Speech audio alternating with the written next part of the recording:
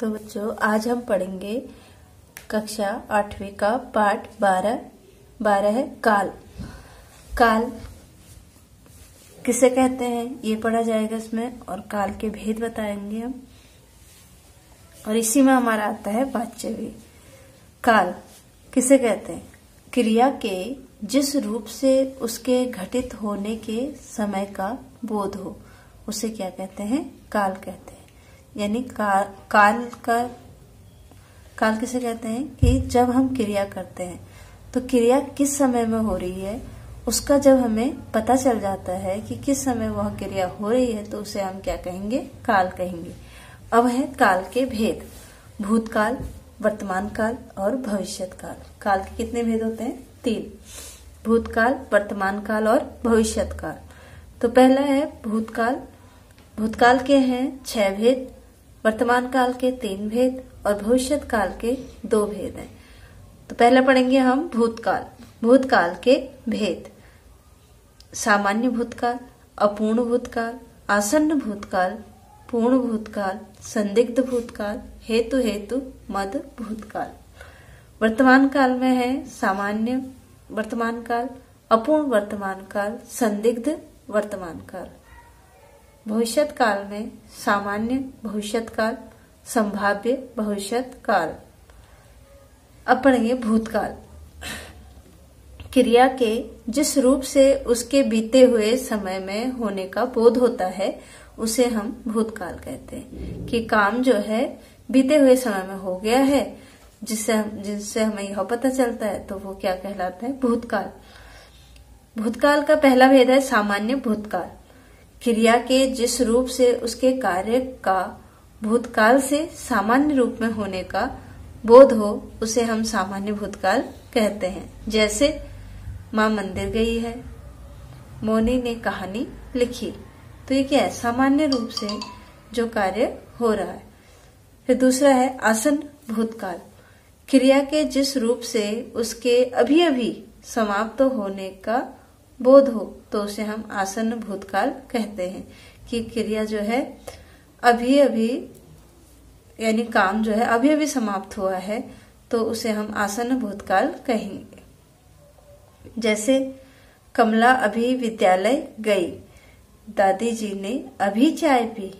तो क्या कह रहे हैं? कमला अभी विद्यालय गई है यानी अभी अभी काम हुआ है और दादी जी ने अभी चाय पी है। तो ये क्या है आपका? आसन्न भूतकाल। जो कार्य जो है अभी हो रहा है या अभी अभी समाप्त हुआ है उसे आसन्न भूतकाल कहते हैं। अब देखिए पूर्ण भूतकाल। पूर्ण भूतकाल किसे कहते हैं? जिस क्रिया को समाप्त हुए काफी समय बीत गया हो और क्या हो? जिस काम को या क्रिया को समाप्त हुए काफी समय बीत गया उसे हम पूर्ण भूतकाल कहेंगे। जैसे पूजा बाजार जा चुकी थी, दादी जी भोजन पका चुकी थी। यानी काम वो हो चुका था, समाप्त हो गया था। अपूर्ण भूतकाल देखिए। अब अपूर्ण भूतकाल में क्या होता है? क्रिया के जिस रूप से यह पता चले कि कार्य आरंभ हो चुका था किंतु अभी पूरा हुआ या नहीं हुआ ये पता नहीं है तो उसे हम अपूर्ण भूतकाल कहेंगे। जैसे दादी सब्जी काट रही थी, यानी दादी क्या कर रही थी? सब्जी काट रही थी। वो कट गई सब्जी, पूरी काट ली या नहीं काटी ये हमें पूरी तरह पता नहीं है। तो यहाँ पे क्या है आपका? अपूर्ण भूतकाल है। फिर है संदिग्ध भूतकाल। संदिग्ध भूतकाल में जहाँ क्या होता है? क्रिया के होने के विषय में क्या हो? हमें संदेह हो तो उसे हम क्या कहते हैं? संदिग्ध भूतकाल कहते हैं। जैसे हो गया कि रमा सो रही थी, शायद रमा सो रही थी, ऐसे भी हो सकता है। तो वो क्या हो जाएगा? आपका संदिग्ध भूतकाल हो जाएगा। फिर है हेतु मद भूतकाल। जिस क्रिया से ज्ञात हो कि कार्य भूतकाल में हो सकता था लेकिन किसी कार्य के न होने के कारण, किसी अन्य कार्य के न होने के कारण वह कार्य पूरा नहीं हो सका तो वहां क्या है? हेतु मद भूतकाल है। जैसे यदि वर्षा होती तो हरियाली छा जाती।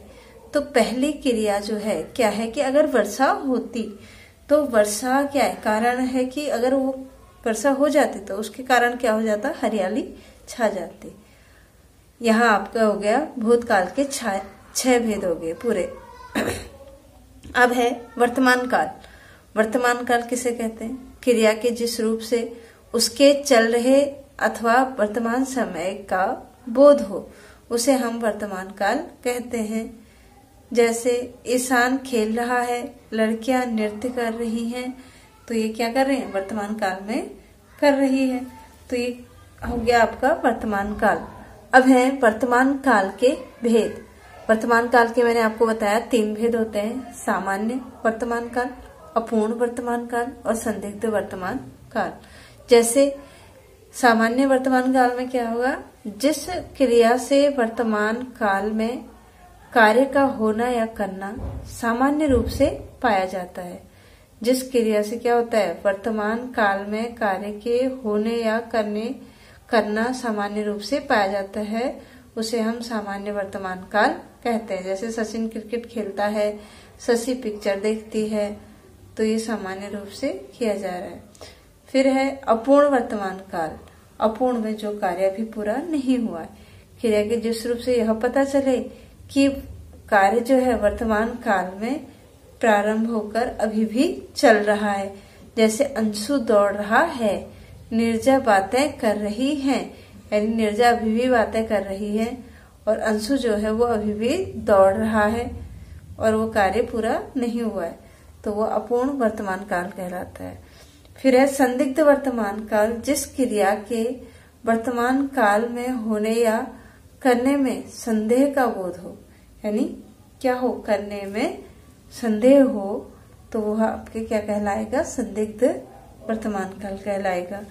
जैसे गीता सो रही होगी, तो क्या हो गया, संदेह है कि शायद गीता जो है सो रही होगी। अब है भविष्यत काल। ये तो हो गया आपके तीनों वर्तमान काल के भेद। अब है भविष्यत काल किसे कहते हैं, क्रिया के जिस रूप से यह ज्ञात हो कि क्रिया आने वाले समय में होगी, उसे भविष्यत काल कहते हैं। जैसे हम आगरा जाएंगे, ठीक है, क्या क्या कर रहे हो, आगरा जाएंगे, तो आगे की बात कर रहे हैं। अब है भविष्यत काल के भेद। भविष्यत काल के 2 भेद बताए थे। पहला है सामान्य भविष्यत काल और दूसरा है संभाव्य भविष्यत काल। सामान्य भविष्यत काल में ये हो गया कि जब क्रिया जो है भविष्यत काल में क्या होती है, कार्य के होने का सामान्य रूप से पता चलता है, तो उसे सामान्य भविष्यत काल कहते हैं। इसका उदाहरण देख लेंगे हम। जैसे विद्यालय बंद रहेगा, तो क्या हो गया, सामान्य भविष्यत काल हो गया। संभाव्य भविष्यत काल में जैसे शायद कल मामा जी आएंगे, शायद कल मामा जी आएंगे, तो ये क्या हो गया आपका संभाव्य भविष्यत काल। तो काल जो है हमारा समाप्त हुआ। तो आज के लिए इतना ही, आगे हम पढ़ेंगे नेक्स्ट वीडियो में। धन्यवाद।